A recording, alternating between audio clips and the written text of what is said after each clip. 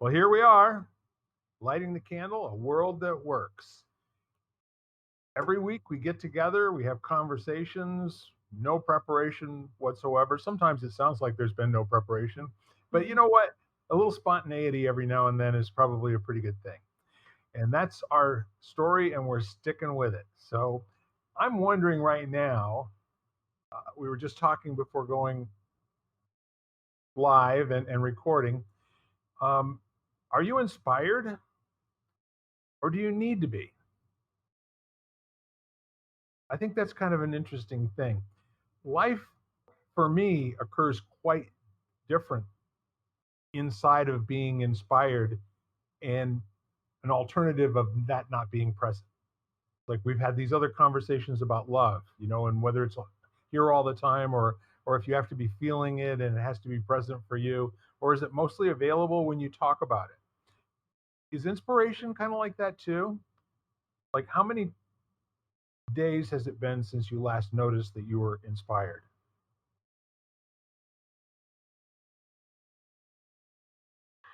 I was just because I watch and listen and read and you know so often. I was just inspired like 5 minutes ago because I was listening to a podcast or reading up on a guy that he's a he's done like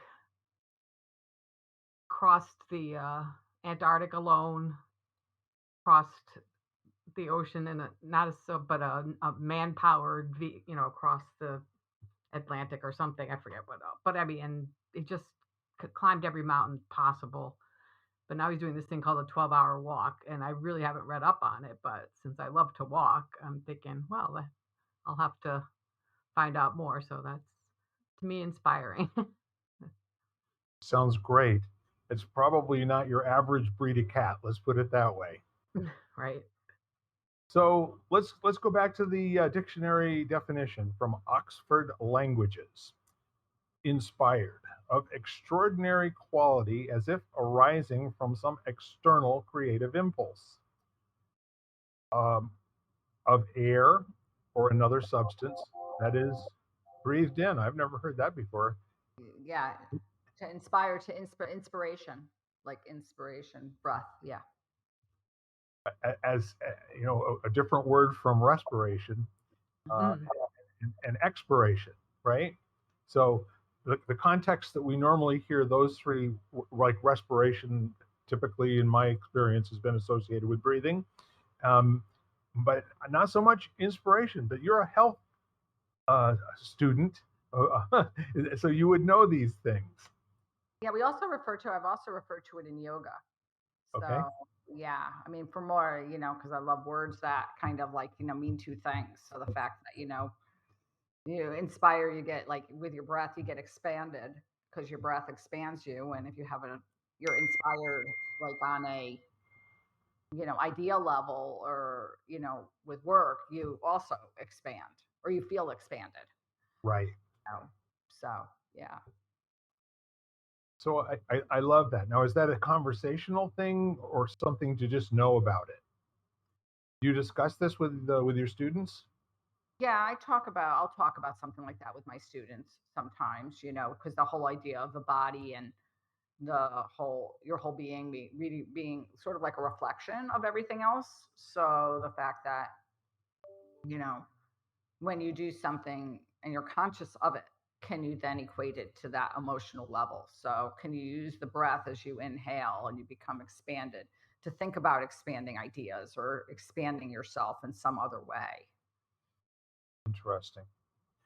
So how cool is it that a word having to do with getting oxygen in and out of your body also has something to do with, well, let's just take a look and see. What does it mean to be inspired? Um, if someone or something inspires you, they give you new ideas and a strong feeling of enthusiasm. And I guess that is kind of like it's a great metaphor, to have a psychological lift from something as an inspiration. And typically, when you breathe, especially if you're mindfully breathing, I think that that's probably a really strong element of true inspiration with Hmm. regard to breathing, that you are mindfully breathing. I do breathing exercises and breathing workouts every single day. They usually typically last for 60 seconds.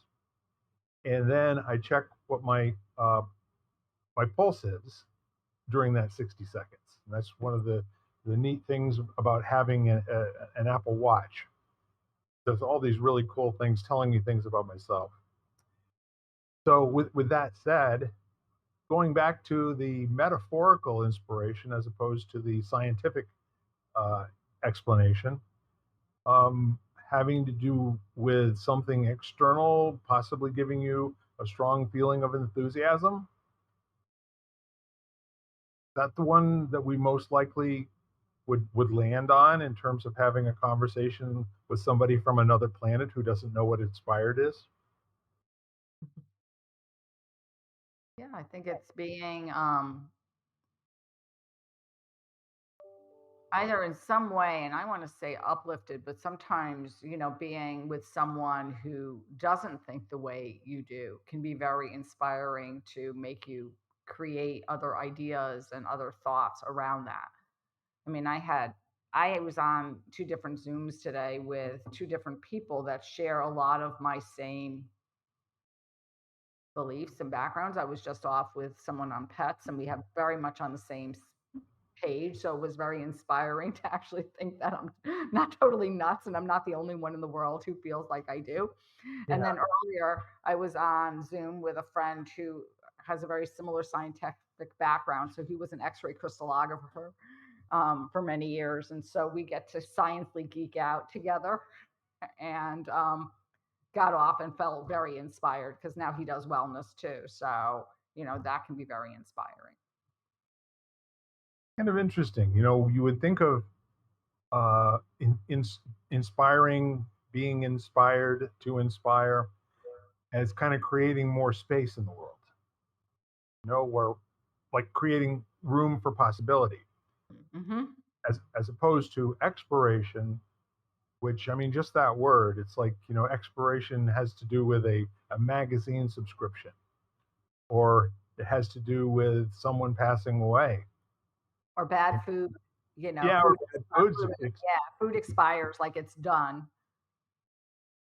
Yeah, so it's usually not indicating something good's coming, with regard to expiration, unless it's a prison sentence or something like that that is expiring in a couple of weeks. But the interesting part of it is how easily is inspiration and being inspired available to people. Well, I think these days it's very available. I Mm. mean, I think with, like Lisa was mentioning earlier, with podcasts and, books and in some ways the internet and everything like that, and all the information that we have access to, and through Zoom or just COVID, people connecting with people worldwide now. We have the opportunity to get, inspiration from many different things. As long as you're looking, Yeah, there's Right. people that aren't inspired to even look. So, but it's out there if you want. So just like anything in life, everything's available to you if you just reach out and grab it, kind of thing. Look Hmm. for it. Open yourself to it. so for instance, if I were to tell our listeners some things about you two fine ladies that I admire, I appreciate, and that I look forward to being with you on a weekly basis for the sole selfish purpose of being inspired. I know I can count on you that this space and the conversation that we're having is going to deliver an inspirational moment, or maybe many inspirational moments every single time we get together and talk. And I recommend, that anyone who is interested in having more room in their life, surround yourself at least with a couple of really great friends who are really interested in the world being a better place. For example, we're now at I don't even know how many episodes we are in this podcast, but the whole idea was there were, I guess exploration would be a good word. It was like there was like the death of common sense and the death of truthfulness. Don't believe your lying eyes. What you're seeing on your TV set isn't really happening. And then also kind of the death of people treating each other well, as like it's the norm and our culture is it's an expectation that people treat each other well. And it actually seemed 2 years ago when we started this all up, it seemed like people were ditching that, for another way. And from what I could see in conversations with the folks that started this up, was that there was an opportunity to remind people that we are here to build each other up. We are here to stand on each other's shoulders. We are here to create room for all of our lives to coexist and to make this world a better place. So when we talk about lighting the candle, a world that works, it starts first in speaking. It starts first in the creation of our friendship in language. And you stop and think about it. The world was a different place for me, Lisa, 6 or 7 years ago before I met you. And you, Jan. Had I not met you, I don't know, now it's like 6 or 7 months ago, it seems, but it seems like forever at this point. Mm-hmm. And we've been able to have such a really interesting impact on each other in such a short period of time. So my recommendation is find two great ladies or gentlemen or whatever it is that you want to have around you, and spend a lot of time getting to know each other and building up a conversation for possibility. I'm reminded of a quote by Yeats that's think where man's glory most begins and ends, and say my glory was I had such friends. Mhm. Yes. Lovely. And it goes to the old element, like, choose who you surround yourself with. Yeah, you are who you spend your time with. Exactly. So play up a notch. Don't play down a notch. Right. It's always like I have a friend who always said, I know a limited amount is the thing is I know people who know a lot more than I do, you know, you know. Yeah, said differently, you really don't want to be the smartest person in the room. And if you're the smartest person in the room everywhere you go, you're going to the wrong rooms. Get a new room. Get a new room, right? Get a new room. I think maybe I'll get a t-shirt printed up that says that. Instead of it'll just say get a room, a new one. I don't know about that one, Bill. That would be a conversation starter, wouldn't it? Yes. Yes. So it's interesting. Inspiration, I say, creates room. It creates a moment where there's an opening and things are possible. And it may not even be that there's anything in particular that's possible. It's just that it invokes a positive attitude. It invokes a feeling and a sense of having been lifted up, and possibly even invokes um, a curiosity that might not have been present before the inspiration came. You ever have, you know, these little aha moments, and then you want to write it down and everything and like capture that moment and all the rest of it and go back and look at it a month later, you go, what the hell was I thinking? I can't make any sense of this. I do that with things that I've written, like little snippets. You take some time to actually think about what you're writing, even if it could be like working on my novel or that kind of thing, or little pieces of poetry. And then like I'll revisit it months, even probably years later, and I go, "Oh, did I write that? That's amazing." I How- yeah. have that sometimes when I speak in yoga classes where I sit there and I say things and I'm like, did that just come out of my mouth? Like really, that sounded really, really, whatever, really cool or whatever. But I was just looking up inspiration, and the other word, it says in Old Middle English, it means divine guidance. Hmm. So when I think about being inspired, like it almost feels divine. Like there feels like whatever, whether you call divine guidance, the higher part of yourself, or the part, like, something, however you want to name it. Sure. But it does feel like that. It feels, like there's a reverence to it. I do that once in a while.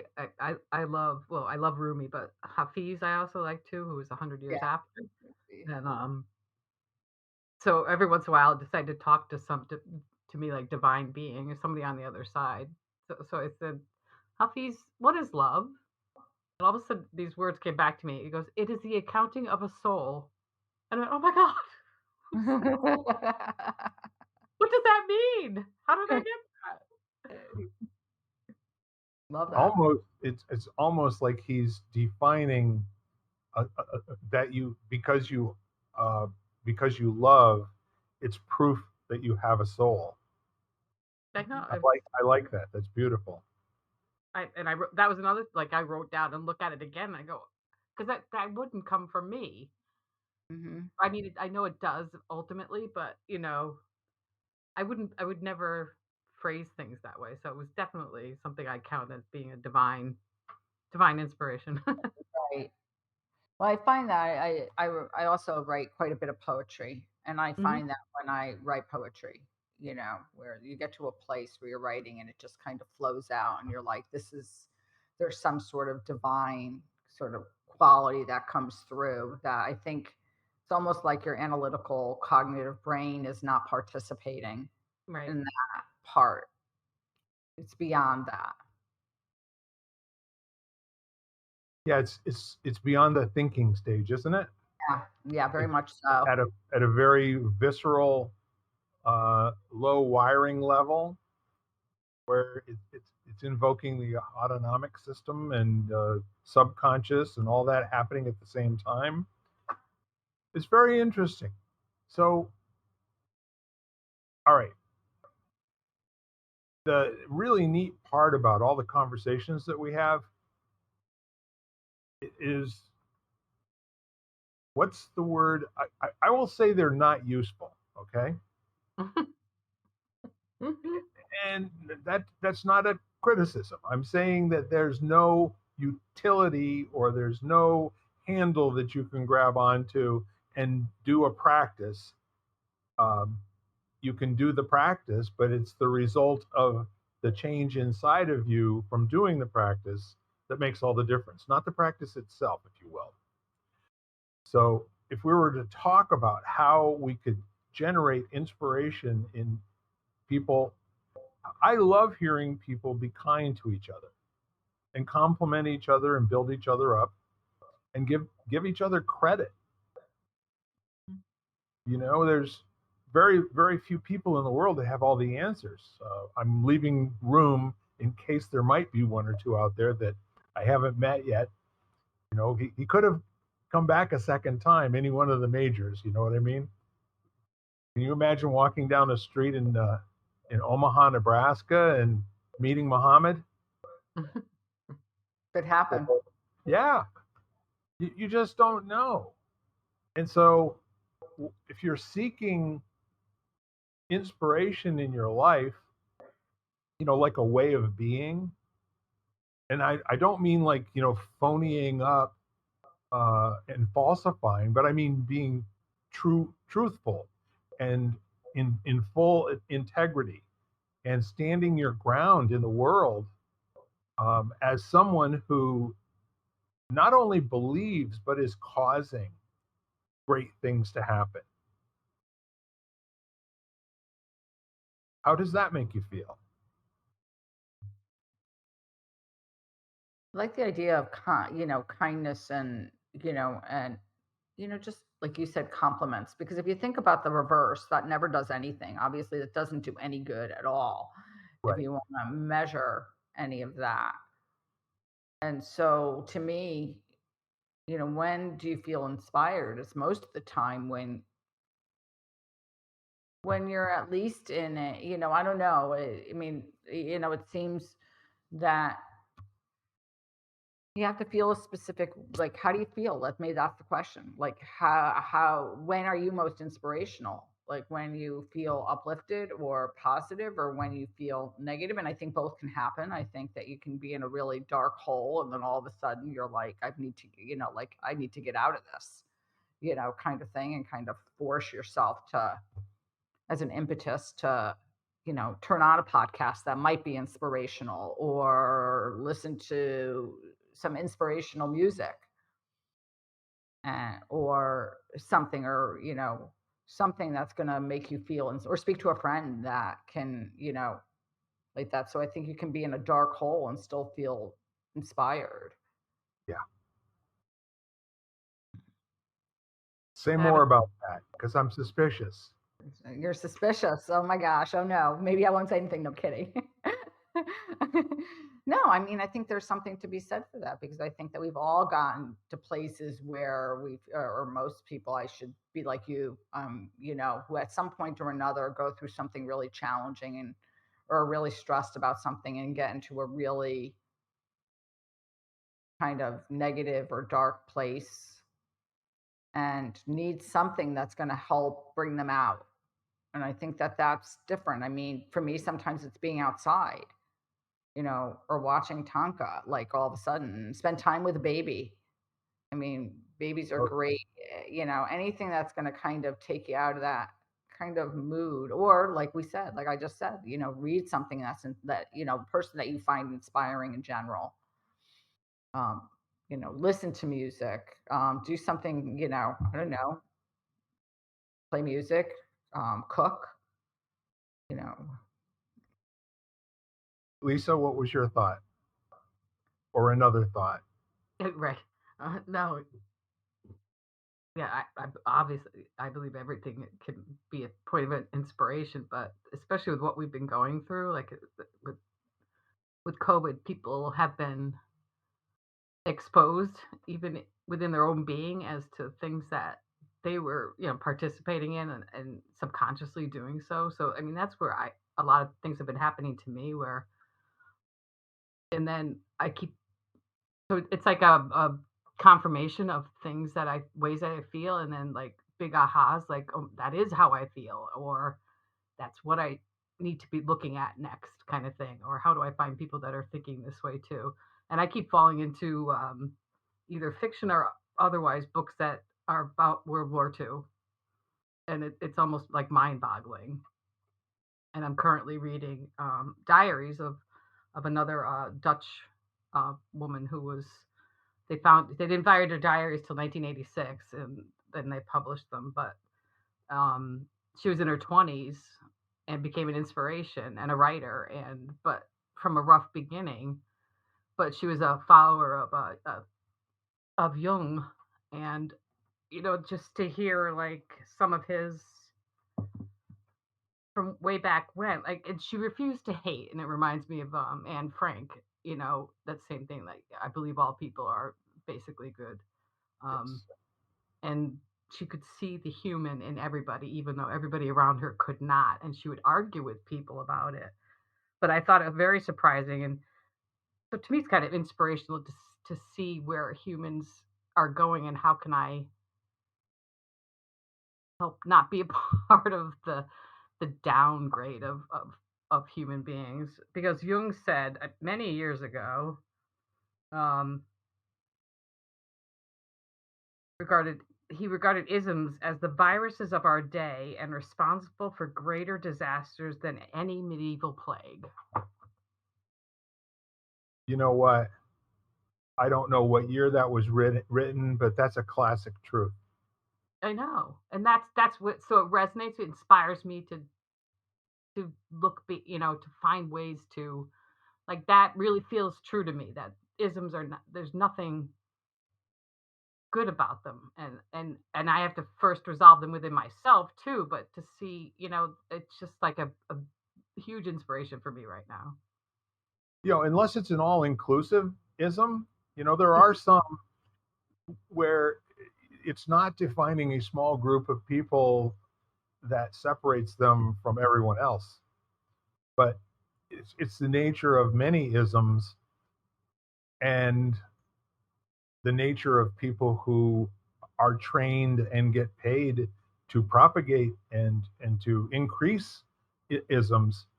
Um, it's been the same in every age, I think. You know, Hmm. I don't care how far back you look. Whenever there's been a group of people who codified or codified, depending on what part of New England you're from, uh, if if you whenever something has been written down that is not a self um, evident truth that people must learn and awkwardly practice until it finally is something that they do by rote, but it never seems to work with other people. Those kinds of isms, I think, go back forever, you know? And quite frankly, I couldn't agree more with Uncle Carl. You know, if he were here today, he would basically say, based in the Buddhist philosophy of you are in a, a death match struggle with yourself that you're continuously trying to define as a object that remains the same through time. It just doesn't. You and I are not the same people that we were when we turned on the recorder. We don't remember what that was like even, you know? Well, I think that that's, when we look at relationships, I think that that's always really interesting because I think people expect that relationships are going to stay the same. Yeah. That thing, and I think that that's evident too because a relationship can't stay the same. Well, we're finding that out now. I mean, because people are, like I said, being exposed now because what things you didn't even care about before are suddenly blatantly concerning. Right. Without, And without putting too fine an edge to it, I agree with you 100%. And you don't have to, well, as we used to say on the baseball field, you don't have to spit too far in any direction to hit something, you know, Mhm. where there's somebody trying to sell you something in terms of how it is. But it just takes, a second to just say, well, that quote again, that word, I do not believe it means what you believe it means. Inconceivable. Yes. Yeah. But see, when you stop and think about um, jargon in any form, which, for instance, let's take just medicine for a minute.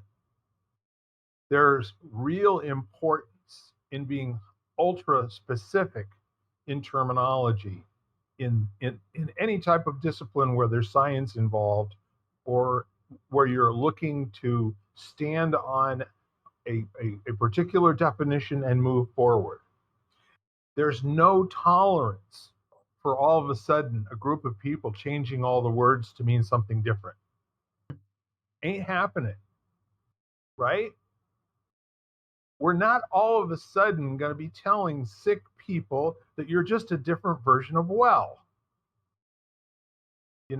I know you don't feel very good right now, but have you stopped to consider how much better off you are than the people who died last night? Jeez. I mean, that's got to be really comforting to somebody, right? But I don't know if I totally agree with that because I think that there are places in medicine where they kind of have defined what it means to be a certain thing. And then I don't think that that's necessarily true. Like, I think there is a preconception of how we're supposed to age or what people believe aging is, for example, Right. what comes along with aging. And I don't really necessarily believe that that has to be true. Well, But I know. I completely agree with what you're saying, and thank you for throwing a challenge out there. That's not what I'm saying.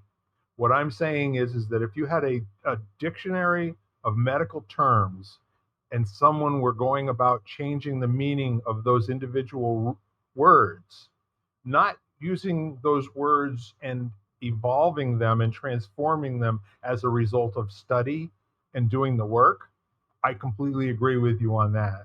But to make up an ism that's all about telling people how wrong they are for using the old words in medicine, that there are new words that mean and they mean the opposite of what they used to mean and that sort of thing.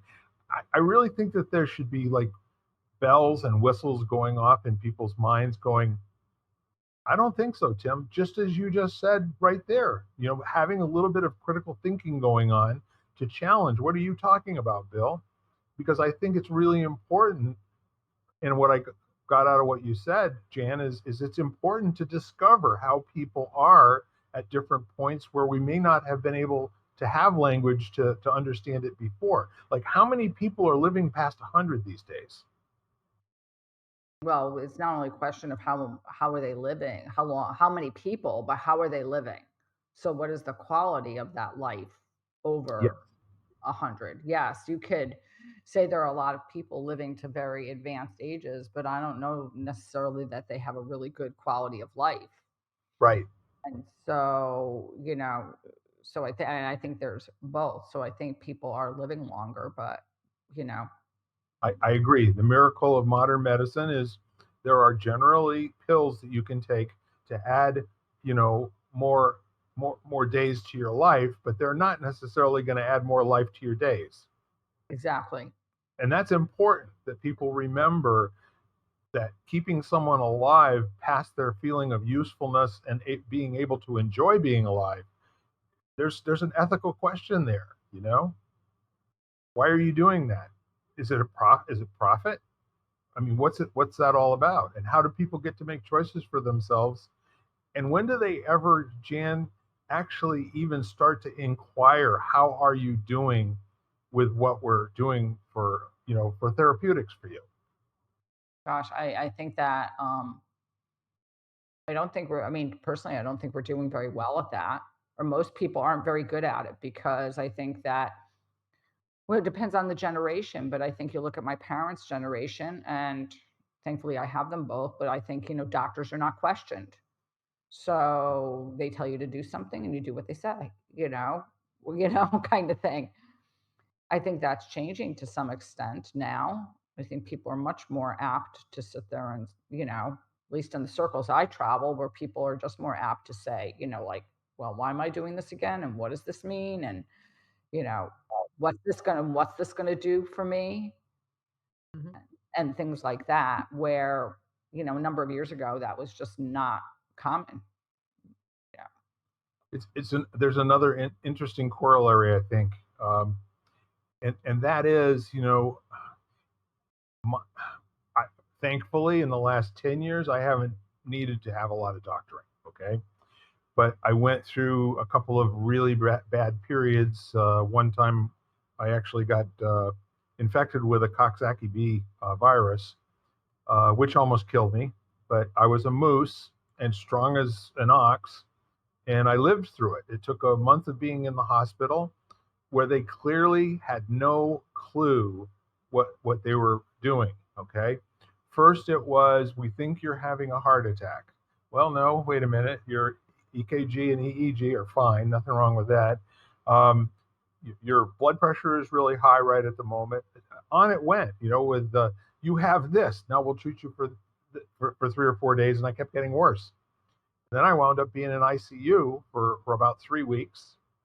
um, and they were waiting for the CDC to send a report back of what the blood tested positive for, if anything.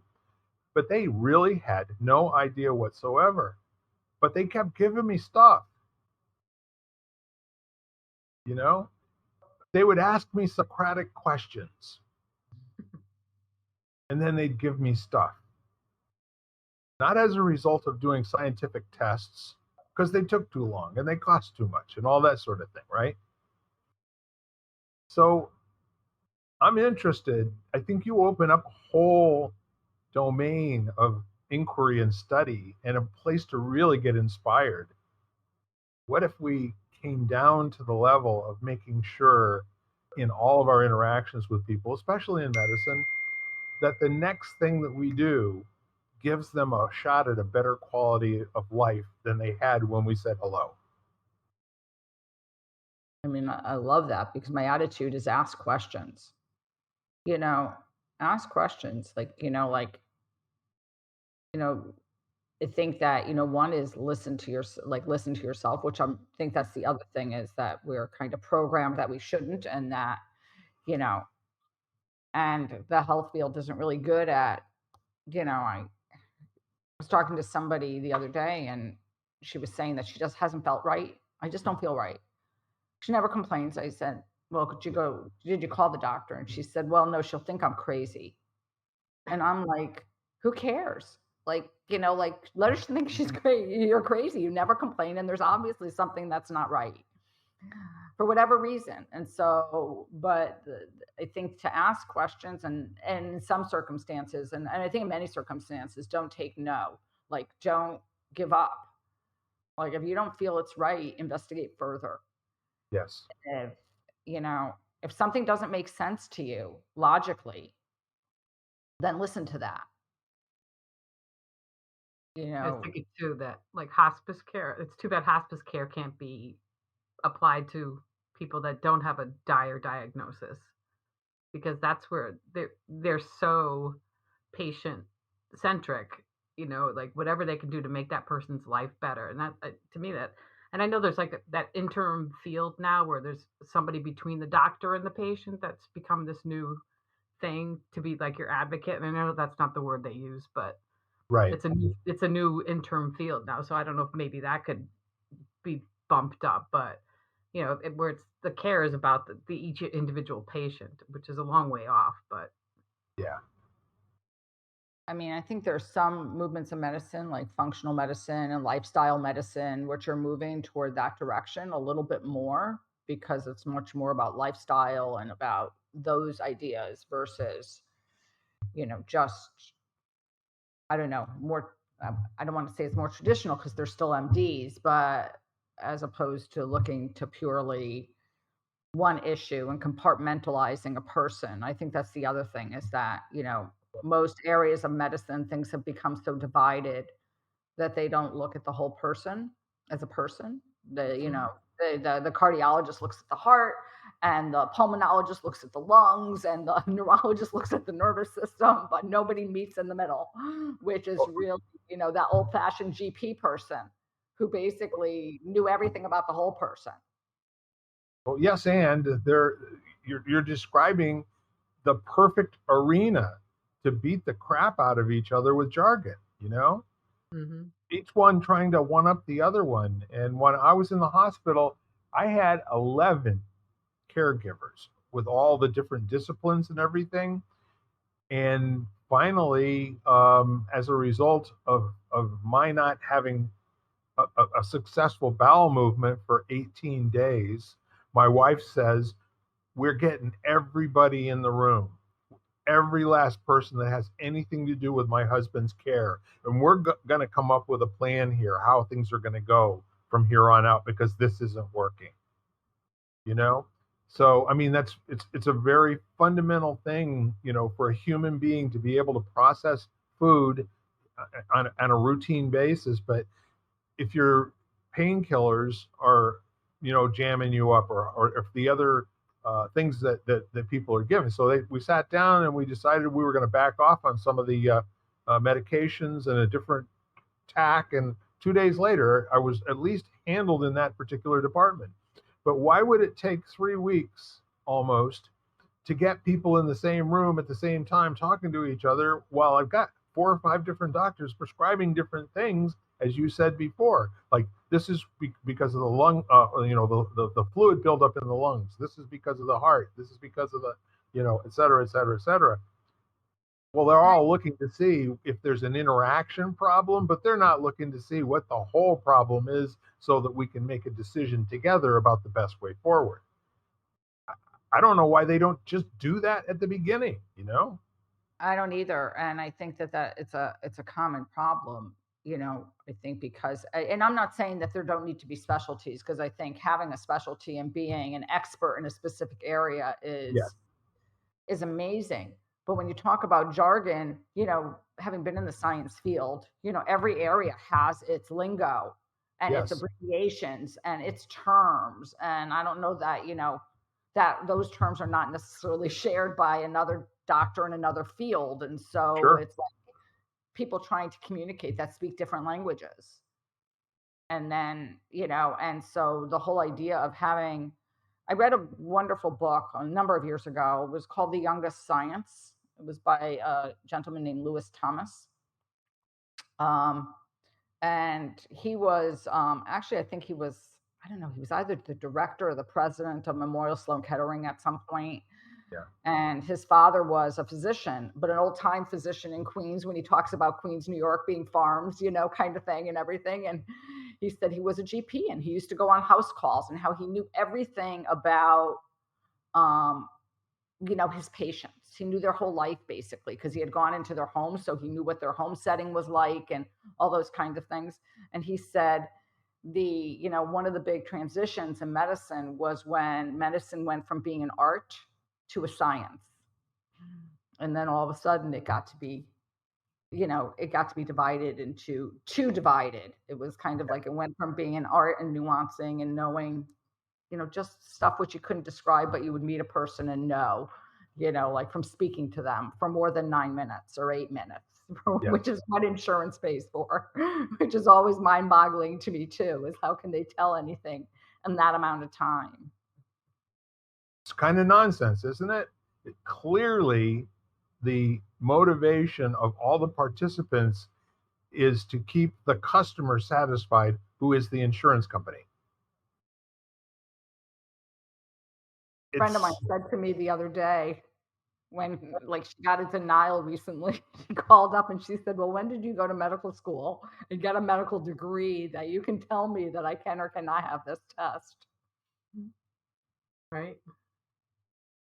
no, it's dollars and cents, and so that's another whole thing. But here's the opportunity. I started asking questions and making bold statements as a result of something you said, Jan, which I think is phenomenal, and I think it's something that people should take our whole conversation here and consider that if you're in a dark place, you can't be dark and inspired at the same time. You can only have, I mean, Einstein will tell you this. In the universe, in a particular space, at a particular time, there can only be one thing there. You can't have multiple things in the same space. So the choice to transform being in darkness or being down or having no lit candle, go and find somebody to get your candle lit. So I loved what you said with that, the whole notion of being inspired when you're in a dark place. I mean, nobody needs it more than that time. That's when that would be the right prescription for just about everybody on the planet. So how about transformation? Because that's what that is. You're taking a situation or something and you're changing its form beyond essence. And if you're doing that transformation, that has to be a birthright.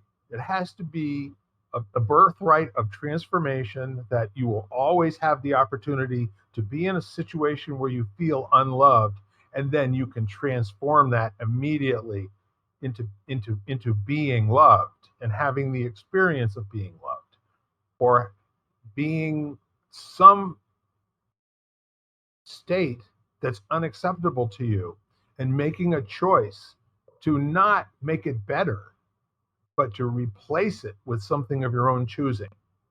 That transformation in a moment is something that if people were to take it on, like, I'm a little transformation machine, you know? I'm going out, I'm going to be creating, I'm going to be stimulating, and I'm going to be generating inspirational space all around me, or the folks that I'm with are going to remind me to, you know? That's where your friends, ask the audience or phone a friend is really important. You have to have somebody who's taking turns with you, because it's normal for human beings to go up and down. Mhm. And it's not authentic to always be Pollyannish. I'm not suggesting that at all. But what I'm suggesting is that if you do the work up front to construct yourself, a culture of being surrounded by great people, you won't tolerate each other not being the best they can possibly be for very long, right? Right. And the interesting part of that is the conversation that goes like, "How are you doing? Oh, how can I help?" Right? Aren't those the two sentences? And then they go, "Oh no, it's something I got to work through on my own," or whatever it is. Okay, all right. So what's your plan? Explain to me what you're doing. About this thing that seems to sound like a complaint, and it's a state that you don't particularly sound like you're having any fun. But maybe you do want to have this state for a little while and just kind of like, splash around in that for a minute or two. That could be a good thing too, right? As long as you're choosing to. But most people find themselves in a situation of darkness and don't have a clue how to replace that with being in the light. I think it's harder today too because of the lack of even phone conversations or person to person conversations, because everybody's so Yeah. reliant on technology. Because I know the easiest way for me to get out of something like that is to call the friend that I know that will help me do that. But not everybody will do that. Like in that moment, I cannot read something and get inspired. Mhm.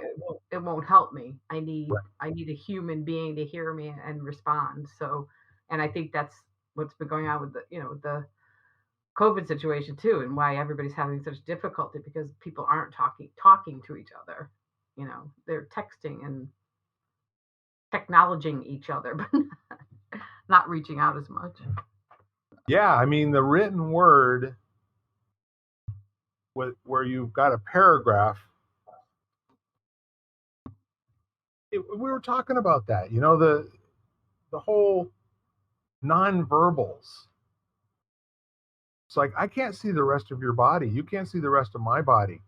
I mean, there are times sitting at a meeting where I'm the chairman of the thing. I'm watching, to make sure everybody's engaged, and if there's any, because there are people who will communicate volumes and never open their mouth.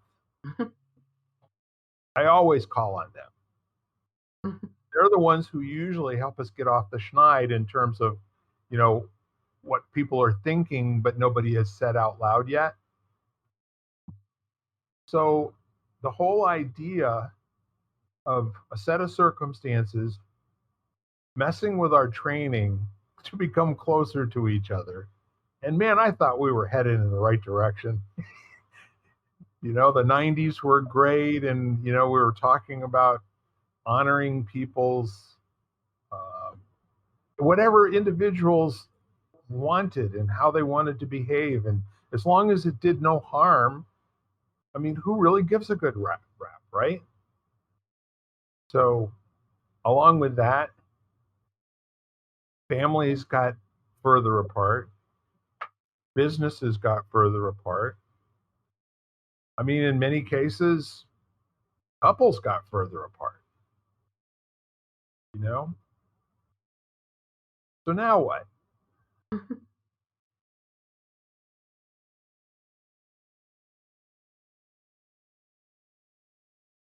Good point.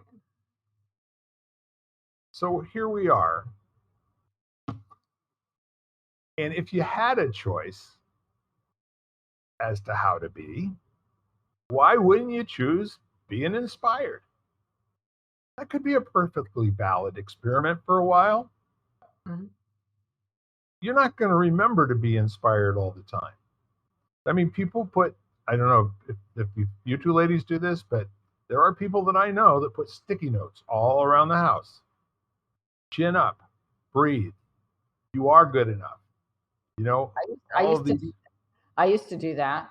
I used to Yeah. put in post-it notes on the inside of cabinets or in the visor of my car. Was a big one, so that when I put down the visor, I would see a post-it note that said something. Yeah. I have friends who do it on mirrors, like things like that. I had a gratitude wall during COVID. Basically, it was a post-it note with something I was grateful for when I Yeah. started and thought COVID was going to not last that long. And then it ended up being a whole wall in my kitchen of yellow post-it notes, just trying to keep myself, it was different than having a gratitude journal. It was a wall that I saw right in front of me, multiple, like zillions of times a day. Yeah. Yeah. I just don't know. There have been times in history where they decided that the right thing to do was to let a pandemic just run its course as quickly as possible, as opposed to trying to flatten the curve. And once again, that wasn't to keep more people alive. That was to keep the hospitals from being, overrun.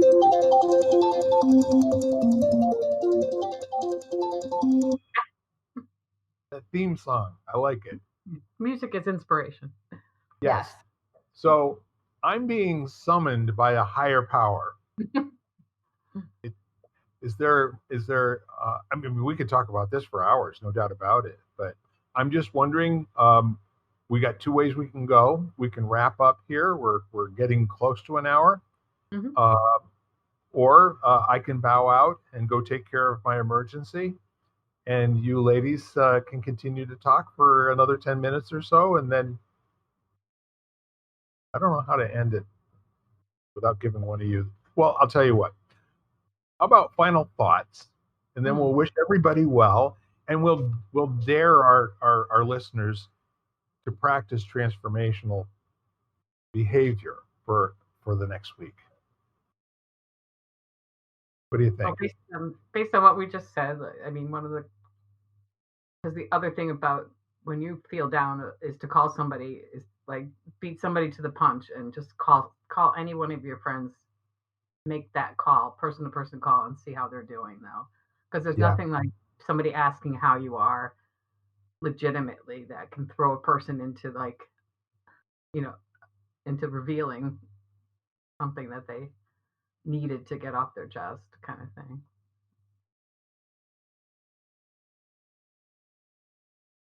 And I think that if you don't have, I think if you don't have someone you feel you can call, think of your favorite thing that you like to do. Whether it be outside in nature, listen to music, dance, play with pets, spend time around babies. I mean, whatever it is, and just see if you can do it for a few minutes and see if it creates a shift. Like, it doesn't, you don't have to get up and dance for an hour, get up and dance. What did you say, Lisa? You could. Good. I'm not telling you not to. All right. But you don't have to. You can just get up and move for a few minutes and just see whether anything shifts. And the other thing too is, we've talked about this before, your power pose is so important. We'll do power poses again next week, but you can stand there for 2 full minutes with your arms up in the air. I am the queen of the world. I am the king of the world. I am, I don't know what I am, but just being in a powerful position, or your fists on your hips, prepared to go out and put your cape on and fly to that rooftop. Awesome conversation. And I want to thank both of you. I am humbled by both of your experience, understanding, study, and I'm really pleased to have you as my friends. Right back at you. Yes. So everyone at home,